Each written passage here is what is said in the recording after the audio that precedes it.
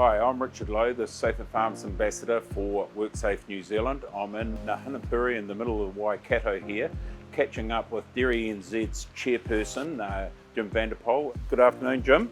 Afternoon, Richard. How are you today? Not too bad. Great to be in the Waikato. Tell us about the process you went through developing a good health and safety policy in your farming business. Well, I think if you look back to when we started farming, typical farmers, you just used to get on and get stuff done and didn't really think a lot about health and safety.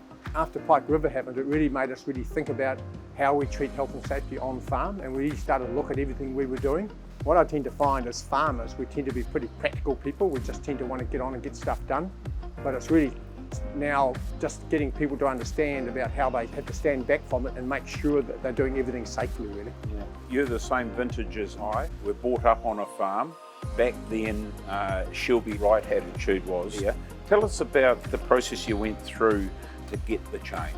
First, you had to get it in your own head that we had to be safe. And then it's about talking to the people on farm, helping them to understand this is not about compliance, this is about thinking about how we can do things safely so everybody gets home safe every day. And it's about us caring for the people that work on the farms. So what was the process identifying those risks? How did you go about in your farming businesses? Well, I think in our farming business, we got someone independent to come in and review the whole farming systems, just to make sure, because we're involved with more than one operation, we wanted to make sure we were consistent across all the properties. It was really about getting them to look at what we were doing and making sure there was no gaps in what we were doing and making sure our policies were up to date. But it's really, like for farmers that are farming their own farms, it's quite simple really. I think it's just a matter of walking around the farms, identifying the risks, and then getting people to be aware of them really.